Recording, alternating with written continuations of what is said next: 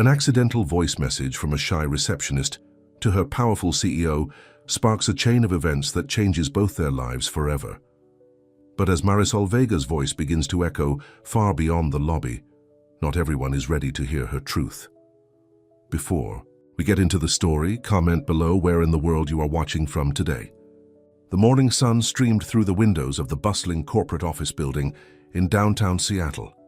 Marisol Vega adjusted her simple navy dress as she settled in behind the reception desk. At 26, she was younger than most of the employees at Quinn Enterprises, but often felt invisible despite sitting at the very front of the building. Another day, she whispered to herself, arranging her small potted plant and straightening the stack of visitor badges. She took a sip from her travel mug, cinnamon tea her daily comfort, and powered up her computer. The lobby soon filled with employees rushing to morning meetings, most barely acknowledging her quiet, "good morning," as they hurried past. Marisol didn't mind, not really. She was used to being overlooked.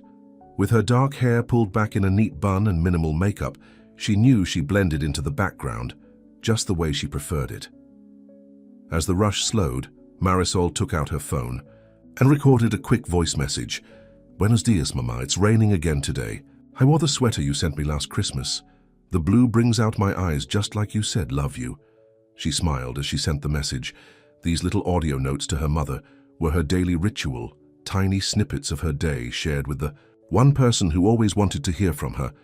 Her mother, back in their small hometown in New Mexico, lived for these messages, especially since Marisol had moved to Seattle 2 years ago. The elevator doors opened and several executives emerged, deep in conversation. Marisol straightened immediately, putting on her professional smile. One of them was Nicholas Quinn himself, the CEO of the company.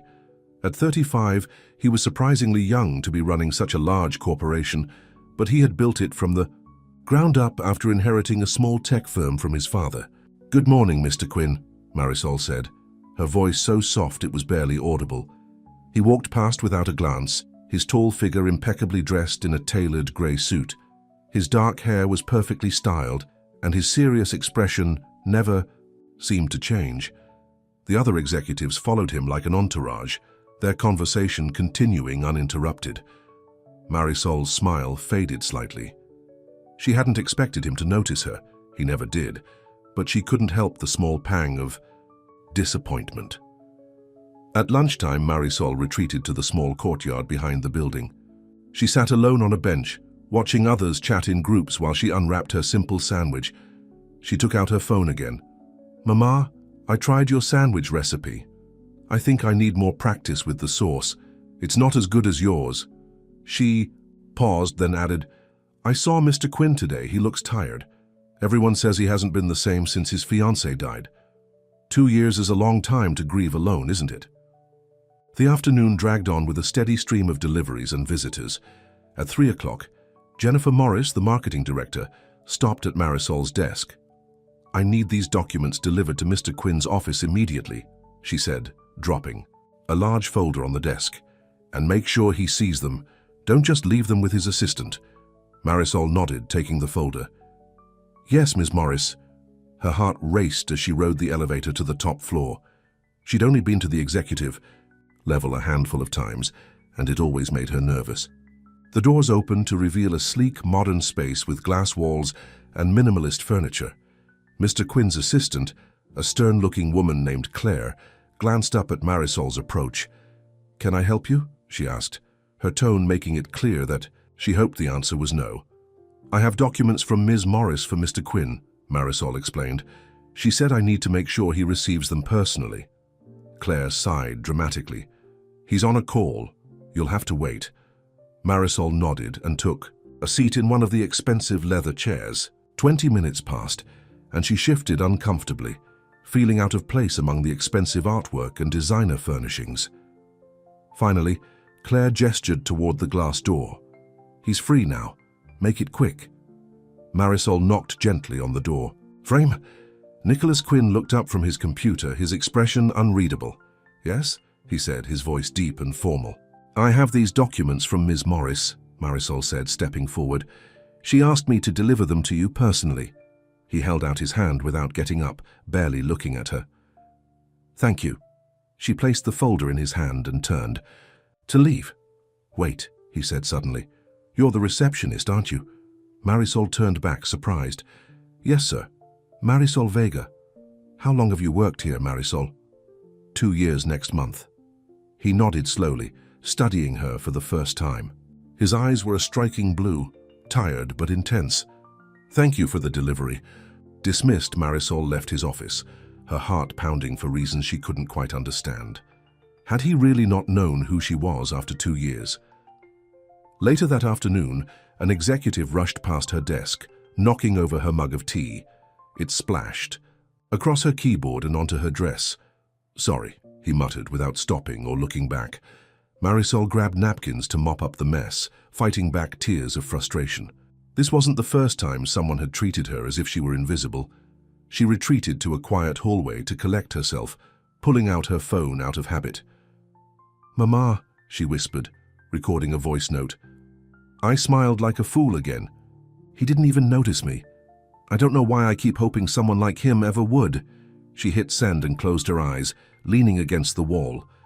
Only when her phone chimed with a notification did she open them again. Her heart stopped. The message hadn't gone to her mother. It had gone to Nicholas Quinn. Marisol stared at her phone in horror. How had this happened? She'd never even messaged him before, but there it was. His name at the top of the screen and underneath the status, "Delivered." Her hands shook so badly she nearly dropped her phone. She had to delete it somehow. Could she recall the message?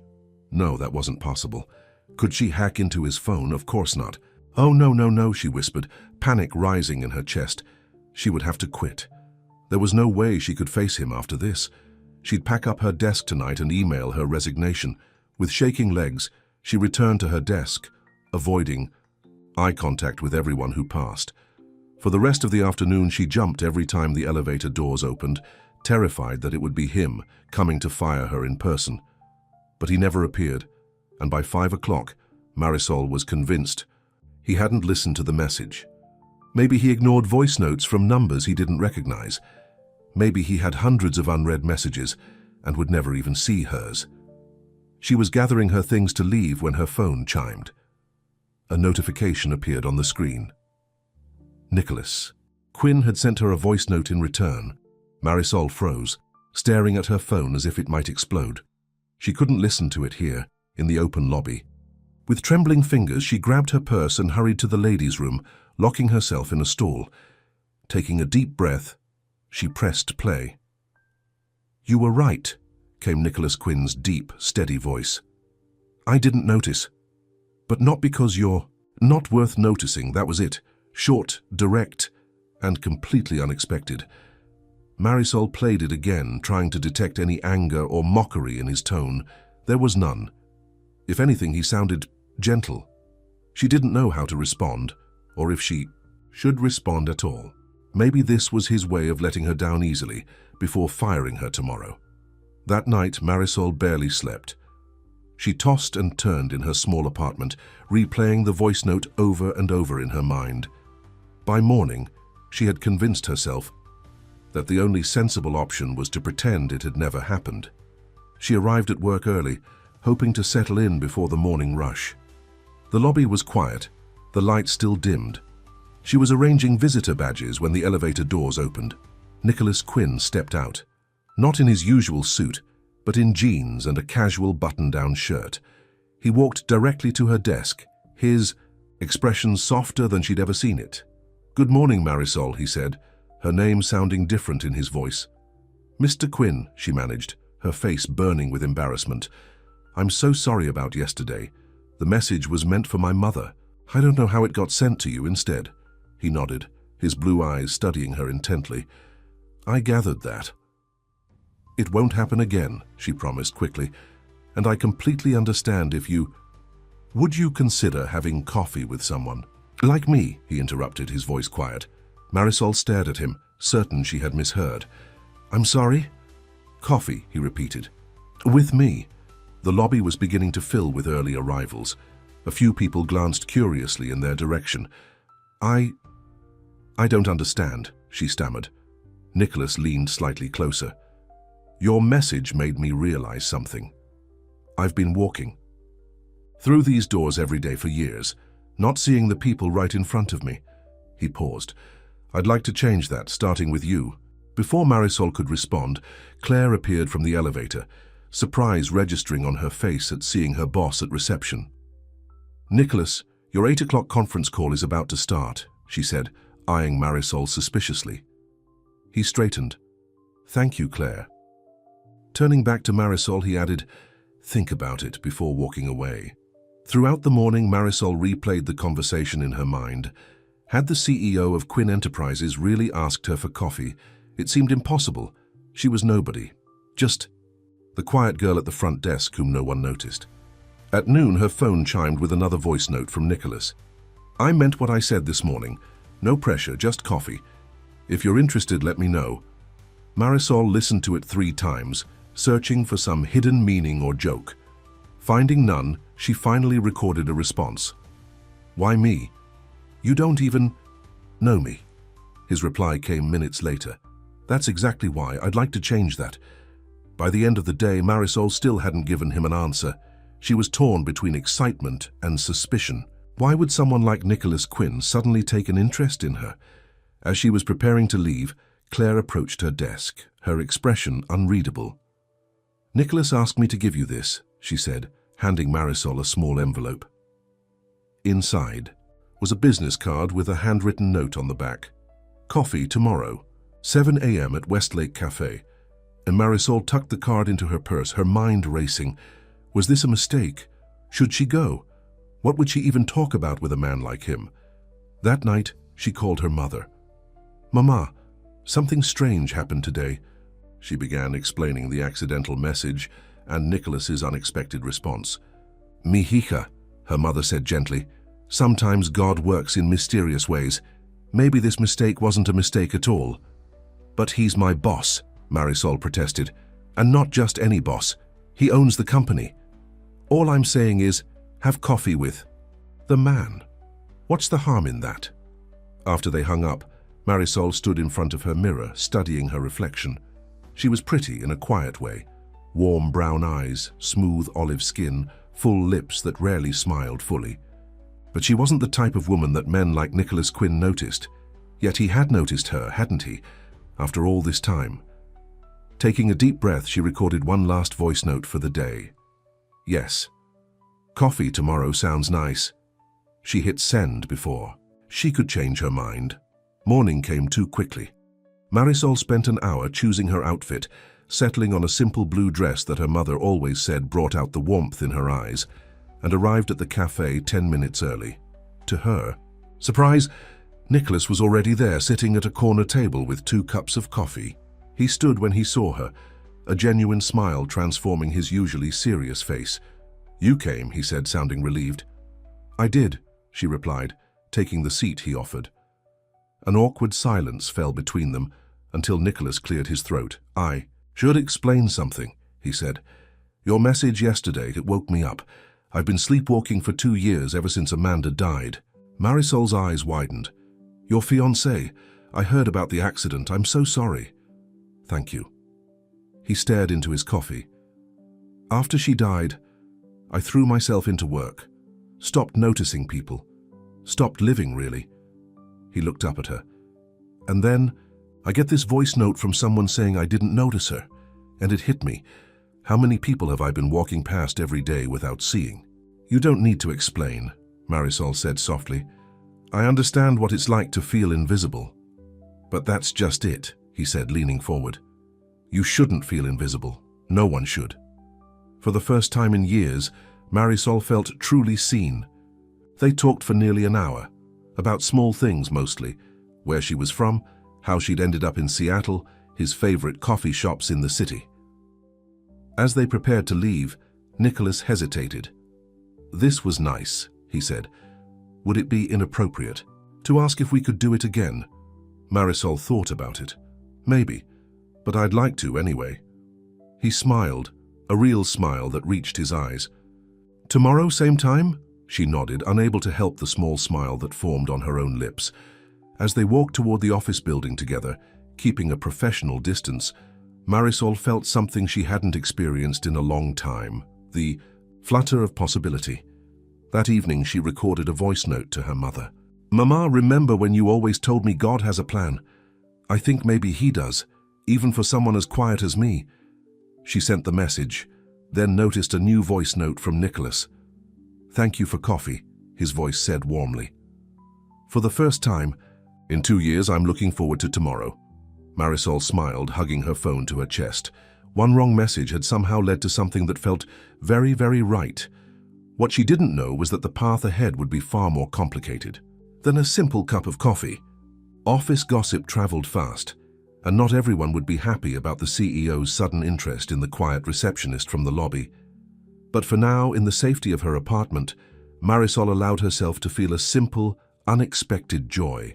The joy of finally being noticed. The next morning dawned with a light drizzle, typical Seattle weather that Marisol had grown to love. She arrived at Westlake Cafe 15 minutes early, her stomach fluttering with nerves. To her surprise, Nicholas was already there again, 2 steaming cups on the table in front of him. "Good morning," he said, standing as she approached. Today, he wore a charcoal suit that made his blue eyes even more striking. "I wasn't sure how you take your coffee, so I got cream and sugar on the side." "Thank you," Marisol said softly, sliding into the chair across from him. "Black is fine, actually." Nicholas smiled, something she was still getting used to seeing on his usually serious face. "A woman after my own heart." An awkward silence fell between them as they both sipped their coffee. Marisol stared down at her cup, suddenly unsure why she had agreed to this second meeting. "I should apologize," Nicholas finally said. Marisol looked up. "For what?"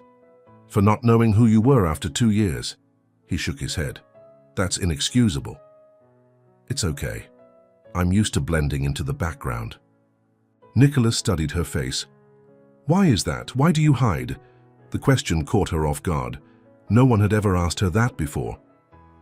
I don't know. I guess I've always been quiet. My mother says I was born that way, watching instead of speaking." "There's nothing wrong with being quiet," Nicholas said. "But there's a difference between being quiet and making yourself invisible." Marisol felt a blush creep into her cheeks. "It's easier sometimes to disappear." "Easier than what?" She hesitated, then admitted, "Easier than trying to be seen and failing." Something in Nicholas's expression shifted, a recognition that made Marisol feel suddenly exposed. "I understand that better than you might think," he said softly. They finished their coffee, talking about safer topics, the upcoming company charity event, a new restaurant that had opened downtown. When it was time to leave, Nicholas hesitated. "I have meetings all day, but would it be all right if I sent you a message later?" Marisol nodded, surprised at how much she wanted to hear from him again. At work, she tried to act normal, answering phones and greeting visitors with her usual quiet efficiency. But she felt different somehow, more aware of herself and her surroundings. Twice she caught herself checking her phone, waiting for a message that hadn't come yet. Around noon, her phone chimed with a voice note. "Board meetings are the worst," Nicholas's voice said, sounding tired but with a hint of humor. "I'd much rather be having coffee with you." Marisol smiled, glancing around to make sure no one had noticed. She slipped into the empty break room and recorded a reply. "At least you're not dealing with the delivery guy who keeps insisting the package for Mr. Quinn can only be handed directly to Mr. Quinn himself." His response came quickly. "Tell him I've authorized you to accept all my packages, always." The simple message shouldn't have made her heart race, but it did. That evening, as she was preparing to leave, Claire approached her desk. "Nicholas asked me to give you this," she said, her tone professionally polite but her eyes curious. She handed Marisol a small envelope similar to yesterday's. Inside was another handwritten note. "Dinner tomorrow, 7 p.m. at Castellanos. N. Marisol's." Pulse quickened. Coffee was one thing, but dinner was something else entirely. She tucked the note into her purse, unsure how to respond. When she got home, she called her mother. "Mama, he asked me to dinner." "The CEO, Nicholas?" "Yes." Marisol paced her small living room. "I don't know if I should go." "Why not?" Because he's my boss." Because people will talk. Because what could he possibly see in someone like me? Her mother's voice softened. Mihija, why is it so hard for you to believe someone could see how special you are? That night, Marisol sent Nicholas a voice message. Dinner sounds nice, but I'm worried about what people at work might think. His reply came minutes later. We can be discreet. I know a private table at Castellanos. No one from the office will see us. The next day passed in a blur of anticipation and anxiety. Marisol left work early to change, selecting a simple burgundy dress that her mother had insisted she buy, claiming it made her look less like a shadow and more like a woman. Castellanos was an elegant Italian restaurant downtown. Marisol had walked past it many times, but had never been inside. The maitre d' led her to a secluded corner table where Nicholas was waiting, looking more relaxed than she'd ever seen him at the office. You look beautiful, he said simply as she sat down. Marisol blushed. Thank you. This place is lovely. I thought you might like it. The owner is an old friend. Throughout dinner, Nicholas asked her questions about herself, her childhood in New Mexico, her dreams, her family. No one had ever shown such interest in her life before. Why do you send voice messages to your mother instead of just calling her? He asked as they shared a tiramisu. Marisol smiled. It started when I first moved here. I was so homesick, but our schedules never lined up for calls, so I started sending her little updates throughout my day. She twirled her fork in the dessert. Now it's just our thing. She says she likes hearing my voice even if we can't talk in real time. Nicholas nodded thoughtfully. I like that. There's something more personal about hearing someone's voice than just reading a text. Is that why you responded to my accidental message with a voice note instead of a text? Marisol asked, suddenly curious. Partly, he admitted, but mostly because your voice, it reminded me that I'd forgotten how to really talk to people. He paused. After Amanda died, I stopped connecting. Your voice jolted me awake somehow. Marisol felt a warmth spread through her chest. I'm glad, she said softly. As they left the restaurant, Nicholas walked her to her car, keeping a respectful distance. I'd like to see you again, he said simply. Marisol nodded. I'd like that too. Over the next 2 weeks, they established a routine. Coffee before work, voice messages throughout the day, and dinner twice more at secluded restaurants where they wouldn't be seen by co-workers. Nicholas was careful to maintain a professional distance at the office, though sometimes Marisol would catch him watching her from across the lobby, a small smile on his face when their eyes met. They exchanged voice notes constantly. Nicholas told her about his insomnia, about the pressure of running the company his father had built, about his grief over Amanda. Marisol shared her fears and dreams in a way she never had before, not even with her mother. One evening, as they walked along the waterfront after dinner, Nicholas reached for her hand. I haven't felt this way in a long time, he confessed. Being with you, it's like coming up for air after being underwater. Marisol squeezed his hand. I've never felt like this at all, she admitted. I've always been too afraid to let anyone see me. He stopped walking and turned to face her. I see you, Marisol. I see how kind you are, how thoughtful, how you notice everything around you. He tucked a strand of hair behind her ear. I'm sorry it took me so long to notice you. When he kissed her softly and carefully under the glow of a street lamp, Marisol felt as if she were finally waking up from a long sleep. The next morning, Marisol arrived at work feeling lighter than she had in years. She hummed softly as she arranged the visitor badges, smiling to herself at the memory of Nicholas's kiss. She was so lost in thought that she didn't notice Jennifer Morris approaching her desk until the marketing director cleared her throat loudly. Good morning, Marisol, Jennifer said, her tone oddly formal. Could I see you in my office for a moment? Confused, Marisol followed Jennifer to the elevator. They rode in silence to the marketing floor, where Jennifer led her to a glass-walled office and closed the door. I'm going to be direct, Jennifer said, sitting behind her desk. There are rumors circulating about you and Nicholas Quinn. Marisol felt the blood drain from her face. Jennifer held up a hand. I don't need the details, but I feel I should warn you that Claire has been talking. She's seen the notes he's been sending you. We haven't done anything wrong, Marisol said quietly, her heart pounding. Perhaps not, Jennifer agreed, but office relationships, especially between executives and, well, support staff, rarely end well. Her expression softened slightly. I'm not judging you, Marisol. I just thought you should know what people are saying. Marisol nodded stiffly. Thank you for telling me. As she returned to her desk, she noticed the sidelong glances from co-workers who had barely acknowledged her existence before. A knot formed in her stomach. This was exactly what she had feared. At lunch, she slipped away to the small courtyard and recorded a voice message to Nicholas. People are talking about us. Jennifer Morris just warned me about the rumors. His reply came minutes later, his voice tight with concern. I'm sorry. This is my fault. Let me handle it. But by the end of the day, the whispers had only grown louder. As Marisol was preparing to leave, she overheard two women from accounting talking by the elevator. I heard she deliberately sent him a personal message to get his attention. One said, "Pretty clever, actually." "Well, it worked," the other replied with a snicker. "Wonder how long before she gets promoted."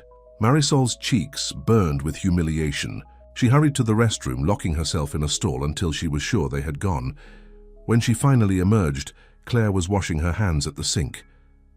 "He's in a meeting until 7, Claire said without looking up. "Asked me to tell you he'll call you after." Marisol stiffened. "Thank you," Claire dried her hands carefully. "He was different after she died, you know. Focused, driven. The company has never done better." She finally met Marisol's eyes in the mirror.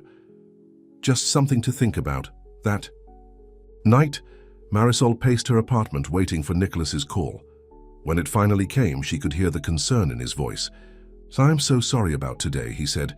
"I should have been more careful." "It's not your fault," Marisol replied, "but I don't know if I can handle everyone talking about me, looking at me like I'm trying to sleep my way to the top. We could go public," Nicholas suggested. "Make it clear this is a real relationship, not some office scandal." "That would only make it worse," Marisol said, her voice breaking. "Then everyone would really be watching us, judging every interaction." "What do you want to do?" Marisol closed her eyes, fighting back tears. "I need some time to think." The next day, Marisol called in sick, unable to face the whispers and stares. She spent the day in her apartment, ignoring Nicholas's increasingly worried messages. Finally, in the evening, she recorded a voice note. "I can't do this, Nicholas. Not like this. I've spent my whole life trying not to be seen, and now everyone is looking at me for all the wrong reasons. I need some space." His reply came an hour later, his voice tight with emotion. "I understand. Take all the time you need. But please know this. What's happening between us is real for me. It's not just some office fling." The following Monday, Marisol arrived at work early, her resignation letter in hand. She placed it on Nicholas's assistant's desk and returned to her post in the lobby, determined to serve out her 2 weeks' notice with dignity. By lunchtime, Nicholas had still not appeared. Claire approached Marisol's desk, her expression unreadable. "He's not coming in today," she said, "or tomorrow. He's taken some personal time." She hesitated, then added, "He asked me to give you this before he left." She handed Marisol an envelope, larger than the ones before. Inside was not a note, but a small silver key. Confused, Marisol turned it over in her hand. "It's to the executive elevator," Claire explained, her voice surprisingly gentle. "And he left this voice message." She handed Marisol a small digital recorder. Alone in the break room, Marisol pressed play. "I understand you need space," Nicholas's voice said. "I respect that. But before you decide anything final, there's something I need to say to you face to face. The key is to my private elevator. It goes directly to my office. If you want to talk, really talk, away from prying eyes, I'll be there tomorrow night at 7. If you don't come, I'll understand. But please know that meeting you, hearing your voice that day, it woke something in me I thought had died with Amanda. Whatever you decide, thank you for that gift." Marisol clutched the recorder to her chest, torn between her growing feelings. For Nicholas and her fear of the spotlight their relationship had thrust her into. That night, she called her mother again. "Mama, everyone at work is talking about us. They think I'm using him somehow. Her mother was quiet for a moment. Mihija, all your life you've hidden in the shadows, afraid to be seen.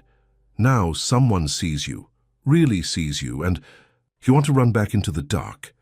It's not that simple, Marisol protested. It never is, her mother agreed. But answer me this, are you more afraid of what others think, or of letting yourself be truly seen by someone who cares about you? The question haunted Marisol all through the next day. She moved through her duties mechanically, barely noticing the whispers that followed her. By the end of the day, she had made her decision. At exactly 7 o'clock, Marisol slipped the silver key into the executive elevator. Her heart pounded as the doors closed, and the elevator began its smooth ascent to the top floor. When the doors opened, Nicholas was waiting, his tie loosened, his expression a mixture of hope and uncertainty. "You came," he said softly. "I came," she replied, stepping into his office. "But I need to say something." Nicholas nodded, gesturing for her to continue. Marisol took a deep breath. "I want to be seen because I speak, not because you speak for." He looked confused. "I don't understand." "Going public, having you defend me, it would only reinforce what everyone already thinks. That I'm using you or that you're, I don't know, taking advantage of me." Nicholas moved closer. "What do you want, Marisol? Tell me, and I'll make it happen." Tears pricked at her eyes. "That's just it. I don't want you to make anything happen. For me, I need to stand on my own feet." She took a shaky breath. "I think I need to leave Quinn Enterprises." Pain flashed across his face. "Is that really what you want?" "I don't know what I want," she admitted. "I just know I can't stay here with everyone watching us, judging us. I need to find my own voice first." Nicholas was quiet for a long moment. Then he nodded slowly. "I understand, and I respect your decision." He stepped closer, taking her hands in his. "But I want you to know something. What I feel for you has nothing to do with this company or my position or yours. It's about you, Marisol. Just you." Tears spilled down her cheeks. "I feel the same way. But I need time." He reached up to brush away a tear. "Then take all the time you need, I'll be here." When he kissed her goodbye, it felt both like an ending and a beginning. The next day, Marisol cleared out her desk. She'd expected to feel relief, but instead she felt a strange emptiness as she looked around the lobby one last time. Claire approached, her usual stern expression softened slightly. "He wanted me to give you this," she said, handing Marisol a small package. "And for what it's worth, I was wrong about you. I think you might be good for him." At home, Marisol opened the package. Inside was a professional microphone, sleek and silver, with a note, "For your voice, whenever you're ready to use it." She ran her fingers over the smooth surface, remembering their conversations about her voice messages to her mother. Had he really been listening so carefully? That night she recorded one final message to Nicholas. "Thank you for seeing me, for hearing me. I hope someday I'll be brave enough to let the whole world see me too." What she didn't know was that his gift would change the course of her life in ways she could never have imagined. 2 weeks after leaving Quinn Enterprises, Marisol sat in her small apartment surrounded by job applications. The microphone Nicholas had given her sat on her coffee table, unused but not forgotten. Every time she looked at it, she remembered his words. "For your voice, whenever you're ready to use it." She picked up her phone and recorded a message to her mother. "Mama, I've applied for receptionist positions at 3 different companies. None of them are as prestigious as Quinn Enterprises, but at least no one will know me there. I can start fresh." Her mother's reply came quickly. "Mihija, running away isn't starting fresh. It's just running away." Marisol sighed. Her mother had always been able to see straight through her. Later that afternoon, while browsing job listings online, Marisol stumbled across an article about women in the workplace. It discussed how many professional women struggled to make their voices heard in male-dominated environments. As she read, an idea began to take shape. She glanced at the microphone, then back at her computer. With sudden determination, she plugged in the microphone and opened a recording program. For a moment, she simply stared at the blinking cursor, unsure where to begin. Then she took a deep breath and started to speak. "My name is Marisol Vega. Until 2 weeks ago, I was invisible. This is my story. She spoke softly at first, then with growing confidence as she recounted her experiences, being overlooked, feeling voiceless, finally being seen. She didn't mention Nicholas by name, referring to him only as someone who finally noticed me. When she finished, she played it back, surprised by how steady her voice sounded. On impulse, she uploaded the recording to a free podcast hosting site, calling it The Quiet Voice. She didn't expect anyone to listen. It was more for herself, a way to process everything that had happened. The next morning, she woke to find 3 comments on her podcast. "I've felt invisible my whole career. Thank you for putting it into words." As a quiet person in a loud world, this resonated deeply with me. Please make more of these. Your voice is soothing and your story is powerful. Surprised and encouraged, Marisol recorded a second episode that evening, talking about the courage it takes to speak up when you're used to being silent. The responses grew, with more women commenting that they related to her experiences. By the end of the week, she had recorded 5 short episodes and had nearly 100 followers. Not a huge number, but more people than had ever listened to her before. For the first time in her life, Marisol felt like her words mattered. She was preparing to record her 6th episode when her phone rang with an unknown number. "Hello?" she answered cautiously. "Is this Marisol Vega?" a woman's voice asked. "The voice behind the Quiet Voice podcast." "Yes," Marisol replied, surprised. "Who is this?" "My name is Elena Rodriguez. I'm a producer at Seattle Community Radio. We've been featuring local podcasts on our Sunday program, and one of our staff discovered yours. We'd love to interview you about it." Marisol nearly dropped the phone. "Interview me? On the radio?" "Yes, this Sunday if you're available. It would just be a short segment, 10 minutes or so. We think our listeners would really connect with your message." I don't know," Marisol stammered. "I've never done anything like that before."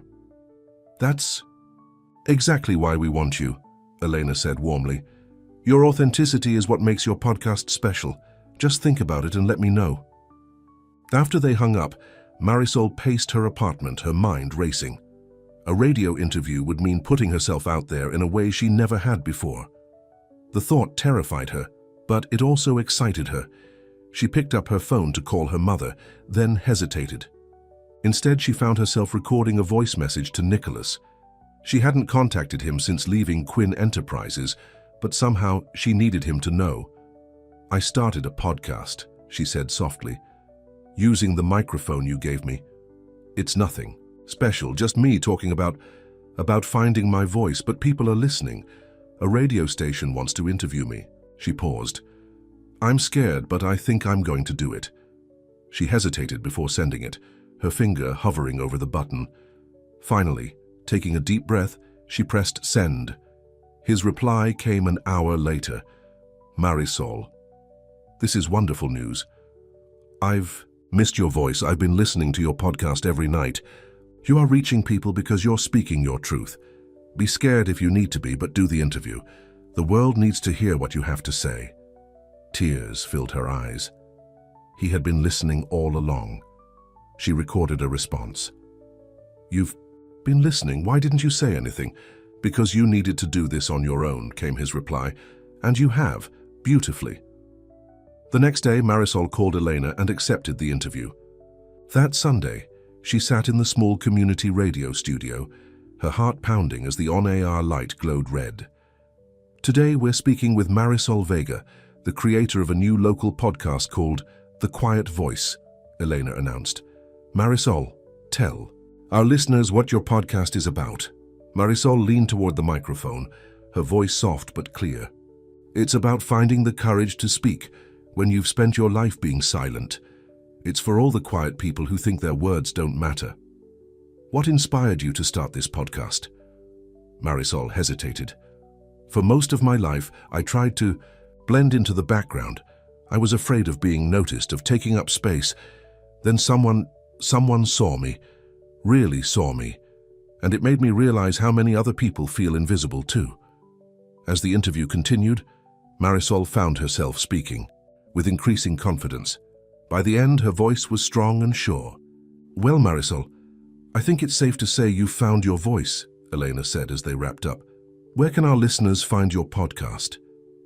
After giving the information, Marisol stepped out of the studio, feeling lighter than she had in weeks. She checked her phone to find a text from her mother, who had been listening online, and a voice message from Nicholas. You were amazing, his voice said, warm with pride. You've always had this strength inside you. I'm so glad the world gets to see it now. Over the next month, Marisol's podcast grew steadily. She recorded episodes about workplace confidence, about the power of quiet leadership, about finding the courage to speak up. She interviewed other women who had struggled to be heard, creating a community of voices that grew stronger together. She found a part-time job at a small publishing house, working in their audio department, a position that complemented her, growing skills as a podcaster. For the first time in her life, Marisol felt like she was exactly where she was meant to be. Through it all, she and Nicholas continued to exchange voice messages. Their connection grew deeper as they shared their days, their thoughts, their hopes, but they hadn't seen each other since the night in his office, both recognizing that Marisol needed this time to find herself independently. One evening, as Marisol was preparing to record her newest episode, her phone rang.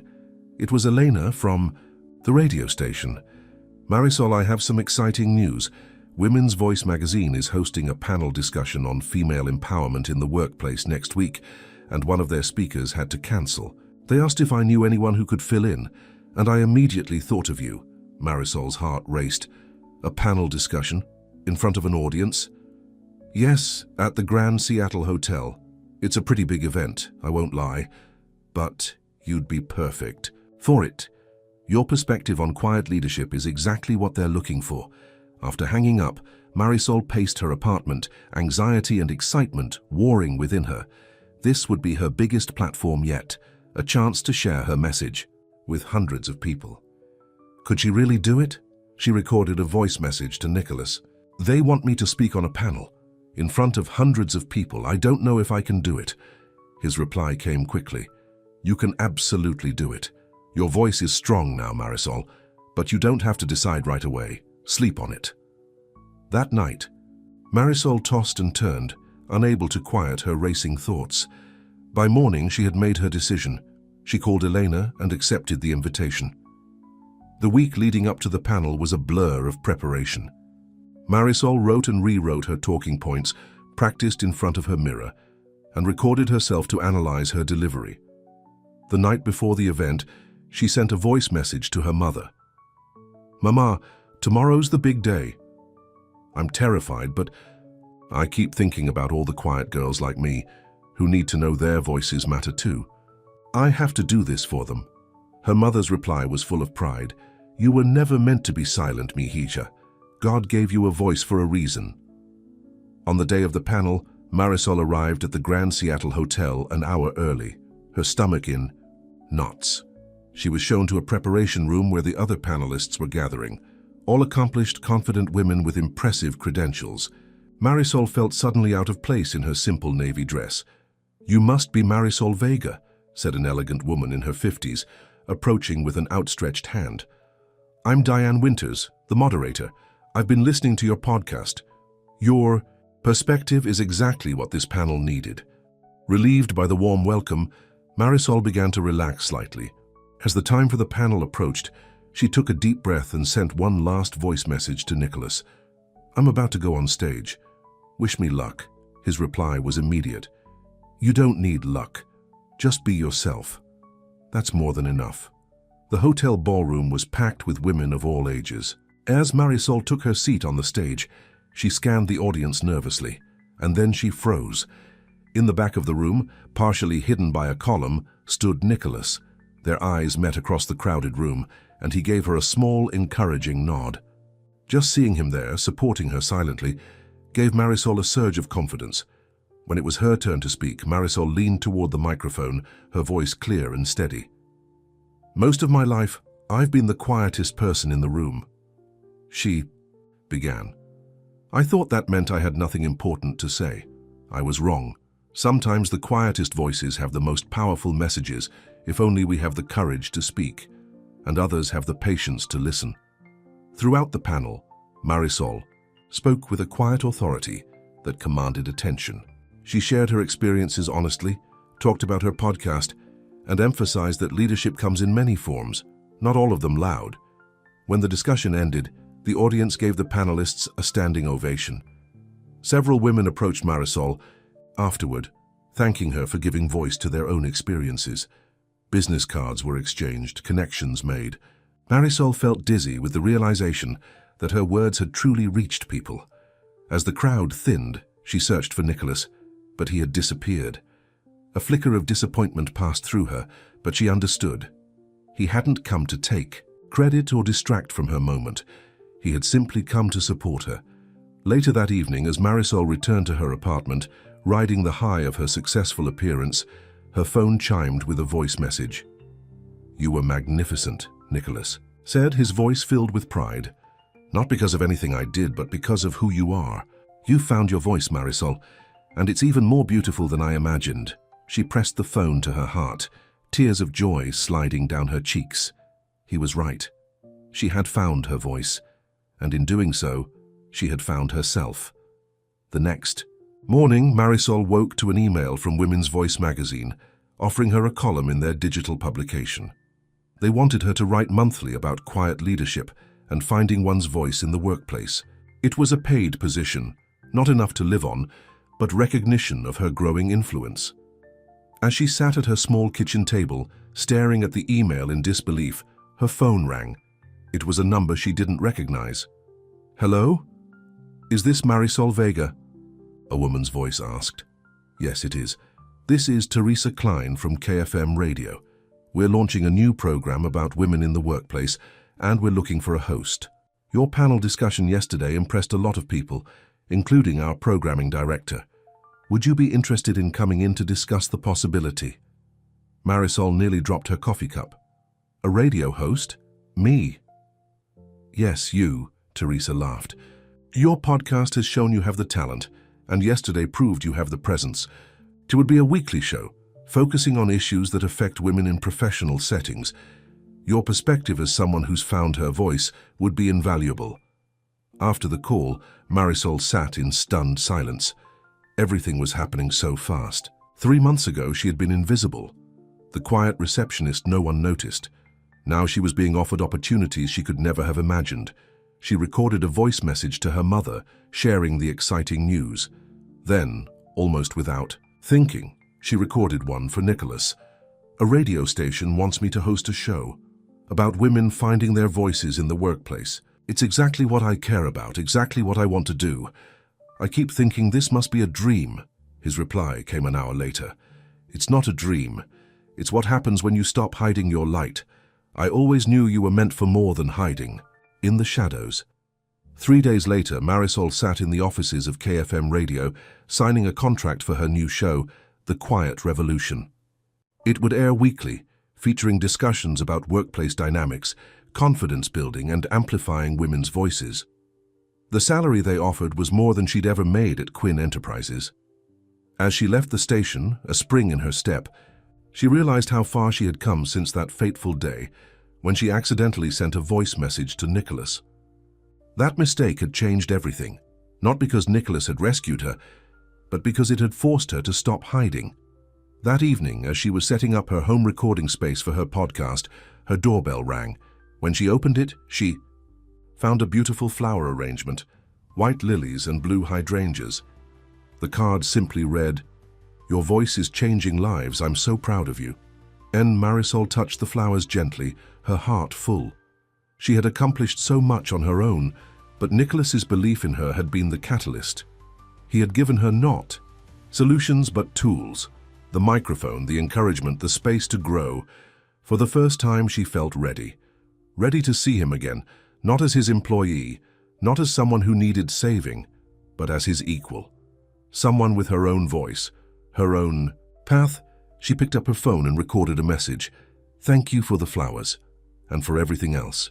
I miss you, Nicholas. I think I'm ready now, ready to see you again." His reply came quickly, his voice warm with emotion. "I've missed you too, more than I can say. Tell me when and where." "Tomorrow," she said simply. The courtyard, behind my old building, where I used to eat lunch alone, noon. That night, Marisol slept peacefully for the first time in months, no longer torn between her feelings for Nicholas and her need to find herself. She had done the work. She had found her voice. Now, perhaps, she could find love too, not as a woman hiding in the shadows, but as someone standing proudly in the light. The next morning dawned clear and bright, unusual for Seattle. Marisol dressed carefully in a blue dress, the same color as the one she'd worn the day Nicholas first really saw her. She arrived at the courtyard early, her heart pounding with anticipation. At exactly noon, Nicholas appeared. He was dressed casually in jeans and a simple button-down shirt, so different from the formal CEO she had known at Quinn Enterprises. He stopped when he saw her, his eyes drinking her in, as if he couldn't quite believe she was real. "Marisol," he said softly. "Nicholas." They stood in silence for a moment, the space between them filled with unspoken words. Then Nicholas stepped forward. "You look different," he said. Marisol smiled. "I feel different. I've been listening to your podcast, reading your interviews. You're reaching so many people." "It still feels surreal sometimes," she admitted. "All of this happening because of one wrong message." Nicholas shook his head. "No, all of this happening because you finally let the world hear your voice." He took another step closer. "I've missed you, Marisol. These months without you, they've been empty. I needed the time," she said softly, "to become who I am now. I know. That's why I stayed away, even though it was the hardest thing I've ever done." He reached for her hand. "But I never stopped thinking about you, never stopped hoping we might find our way back to each other." Marisol squeezed his hand. "I thought about you every day, too." Nicholas's eyes searched hers. "Where do we go from here? Forward," Marisol said simply. "Together, as equals." When he kissed her, it felt like coming home, not to the shy, invisible girl she had been, but to the woman she had become, strong, confident, with a voice all her own. What neither of them knew was that their story was just beginning. The challenges ahead would test them both, forcing them to choose between love and ambition, between privacy and public life. But in that moment, standing in the sunlit courtyard where she had once eaten lunch alone, Marisol knew one thing for certain: her voice would never be silent again. As Nicholas held her close, whispering plans for their future, Marisol made a silent promise to herself. She would never again let fear keep her from speaking her truth, not to the world, and especially not to the man who had first truly heard her. The wrong message had led her to the right heart. And now, finally, she was ready to follow it home. 3. Months had passed since Marisol and Nicholas reunited in the courtyard. Her radio show, The Quiet Revolution, had become one of KFM's most popular programs, with listeners calling in from across the Pacific Northwest to share their own stories of finding their voices. Her podcast had grown to over 10,000 subscribers, and her column in Women's Voice magazine had earned her a devoted following. Through it all, Nicholas had been her rock, supporting her privately while giving her space to shine on her own. They kept their relationship quiet, not out of shame, but to ensure Marisol's success was recognized as her own achievement. Their evenings together were filled with conversations about their days, shared meals in Nicholas's penthouse apartment, and plans for a future neither of them had imagined possible just 6 months earlier.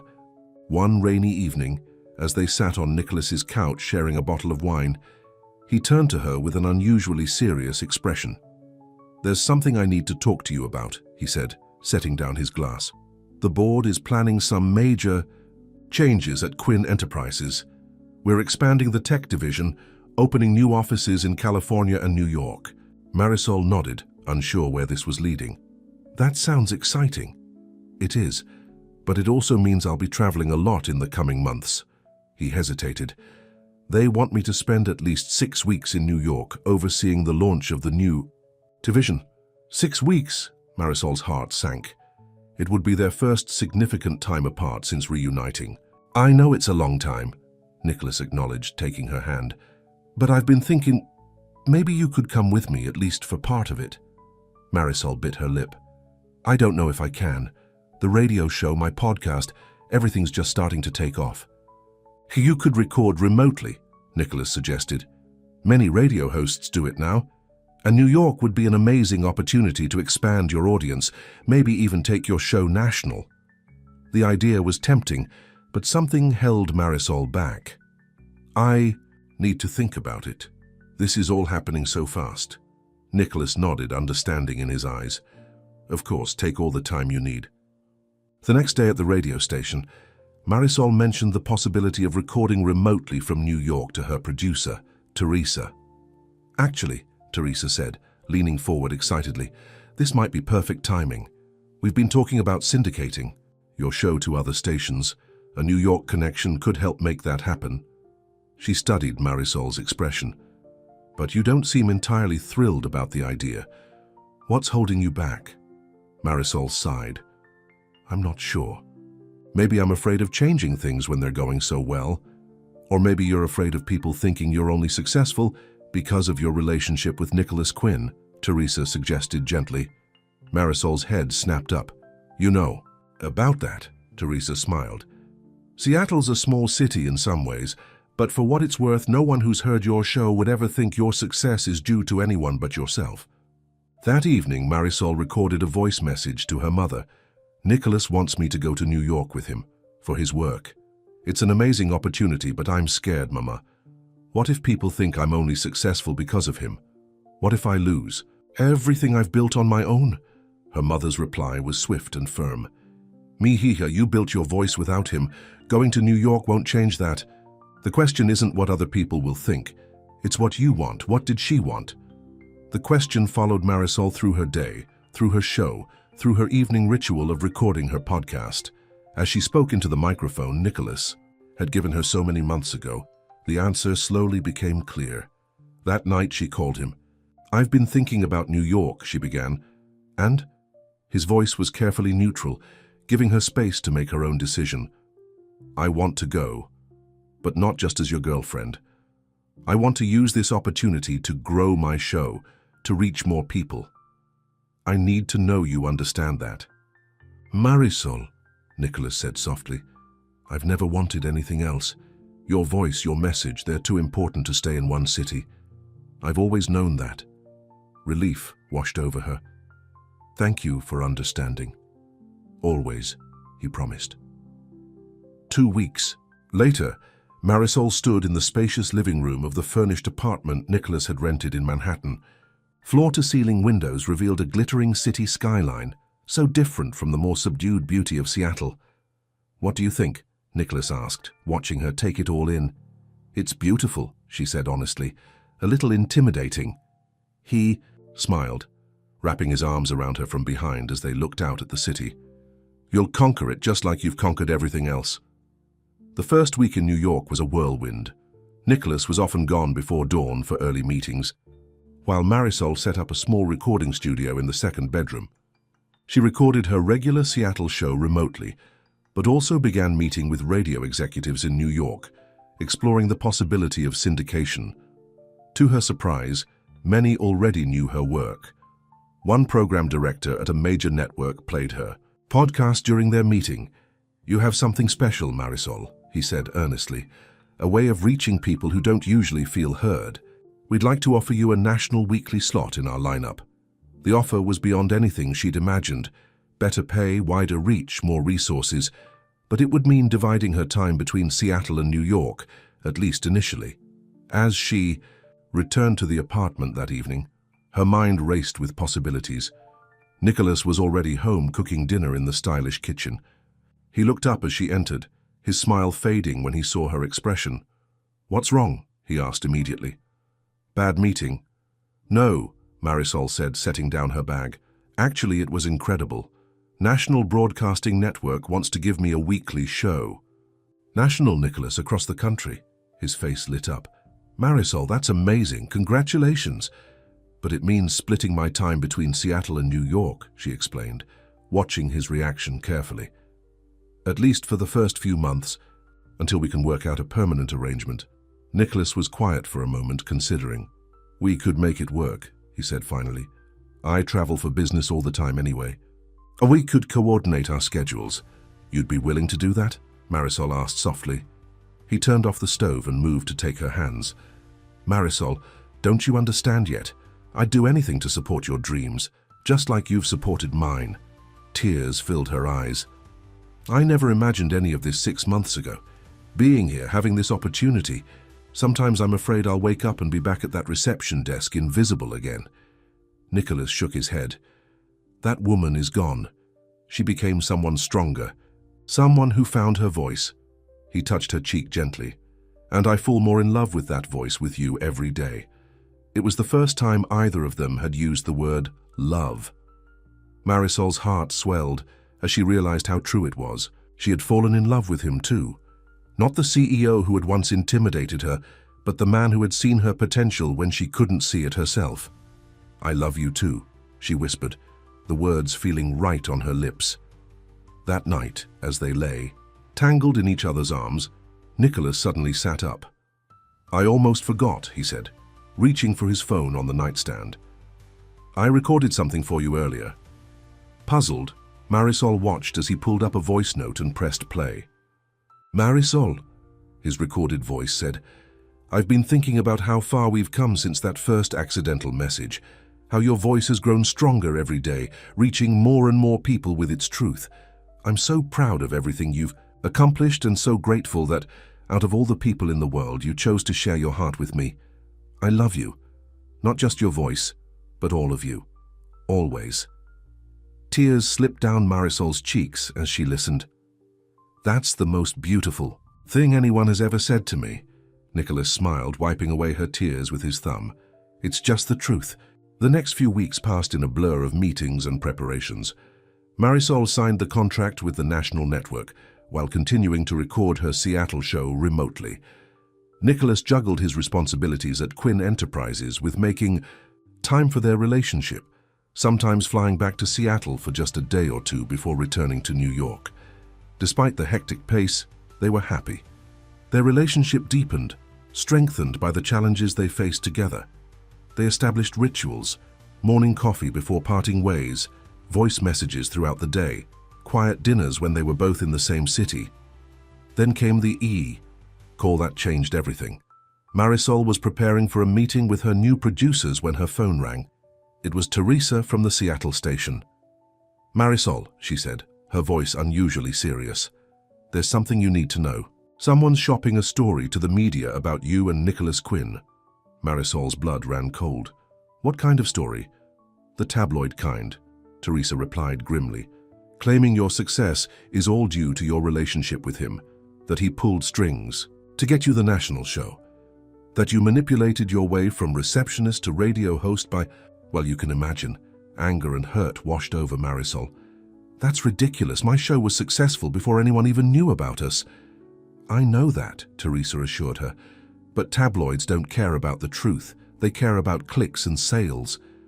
Who's behind this? Marisol demanded. There was a pause before Teresa answered. The source appears to be Claire, Nicholas's former assistant. Claire. Of course.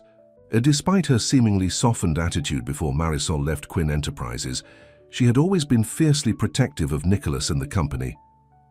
What should I do? Marisol asked, her voice small. That depends, Teresa said carefully.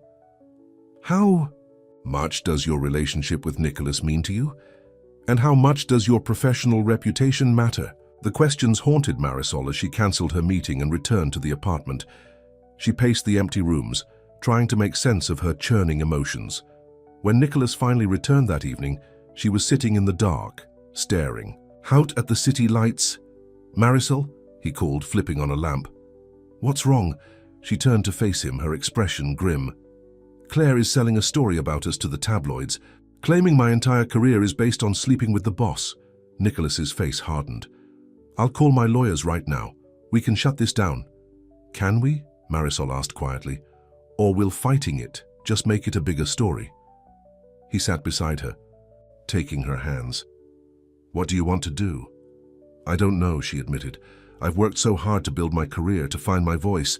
I can't bear the thought of people believing I didn't earn it. Nicholas was quiet for a moment. What if we went public ourselves? Controlled the narrative? Marisol looked up sharply. What do you mean? Give an interview. Together. Tell our story on our terms, before Claire can twist it. It wasn't a bad idea, but something about it still felt wrong to Marisol. Would that really help? Or would it just link us even more in people's minds? Nicholas had no answer for that. They spent the night discussing options, weighing the potential fallout, trying to find a solution that would protect both Marisol's reputation and their relationship. By morning, Marisol had made a decision. She called the producer of her national show and asked for an emergency meeting. 2 hours later, she sat across from him in his office, explaining the situation. I want to address this on my first national show, she said firmly. Not as a scandal, but as an example of the very issues I talk about. How women's accomplishments are so often undermined or attributed to the men in their lives. The producer, to his credit, didn't flinch. It's risky, he said thoughtfully, but it could be powerful. Are you sure you want to put yourself out there like that? Marisol nodded. It's what my show is about, finding your voice, speaking your truth. How can I encourage other women to do that if I'm not willing to do it myself? That evening, she explained her plan to Nicholas. I'm going to tell our story, but on my terms. Not as a gossip piece, but as a discussion about larger issues. About how women's successes are often attributed to the men in their lives, rather than their own hard work and talent. Nicholas studied her face. Are you sure about this? Once you go public, there's no going back. I'm sure, Marisol said firmly. I'm done hiding. I'm done worrying about what others might think. This is my story to tell, and I'm going to tell it with pride. The day of Marisol's national debut arrived with a flurry of nervous energy. The New York studio was larger and more sophisticated than the one in Seattle, but Marisol felt at home the moment she slipped on her headphones and adjusted her microphone.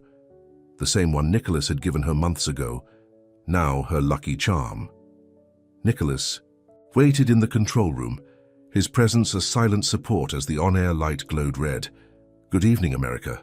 I'm Marisol Vega, and this is The Quiet Revolution, she began, her voice calm and clear.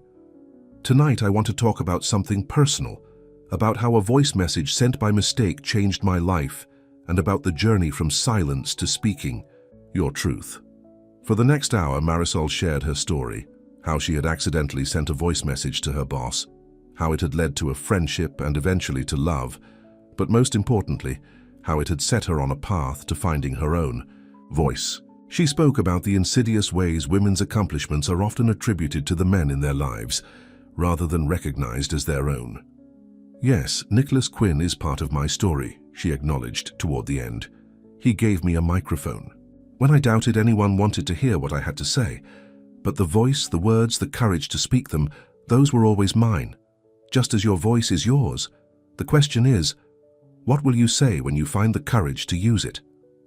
As the show ended and the on-air light went dark, Nicholas entered the studio. His eyes shone with pride as he took her in his arms. That was incredible, he whispered. You're incredible. The response to Marisol's first national show was overwhelming. Social media exploded with support, women calling in to share their own stories of finding their voices against the odds. The tabloid story Claire had been shopping was picked up by a few outlets, but it was overshadowed by the powerful narrative Marisol herself had shared. 2 days later, as they prepared to return to Seattle, Nicholas seemed unusually quiet. Marisol found him on the balcony staring out at the city skyline. What's wrong? She asked, joining him. Nothing's wrong, he assured her, putting an arm around her shoulders. I was just thinking about how far we've come, how that one accidental message changed everything. Marisol smiled. The wrong message, but the right heart. Nicholas turned to face her, taking both her hands in his. There's something I've been wanting to ask you, something I've been carrying around for weeks, waiting for the right moment. Marisol's pulse quickened as Nicholas reached into his pocket and pulled out a small velvet box. I know we haven't been together long, he said softly, but when you know, you know. Your voice woke me up, Marisol. It brought me back to life after I thought part of me had died with Amanda. He opened the box to reveal a simple but elegant diamond ring. Will you marry me? Tears filled Marisol's eyes. Nicholas, before you answer, he interrupted gently. I want you to know something. I don't want you to give up anything for me. Not your career, not your independence, not your voice. I want to build a life with you where we both shine, both grow. Marisol felt a tear slip down her cheek. That's all I want too. So? He prompted, his own eyes suspiciously bright. Yes, she whispered, then louder. Yes, I'll marry you. As he slipped the ring onto her finger and pulled her into a kiss, Marisol knew that this moment, this man, this life, was exactly where she was meant to be. 6 months later, Marisol stood in the bridal suite of a small chapel in her hometown, in New Mexico. Her mother fussed with the simple white dress they had chosen together, tears in her eyes. Mi hija, she said softly. Look at you now. So beautiful. So strong. Marisol hugged her mother tightly. Thank you for always believing in me, Mama, even when I didn't believe in myself. The wedding was intimate, just close family and friends. Marisol's show had grown even more successful, now syndicated to stations across the country. Nicholas had restructured Quinn Enterprises to allow him more flexibility, dividing his time between Seattle and wherever Marisol's career took her. As she walked down the aisle toward Nicholas, Marisol felt a sense of completion.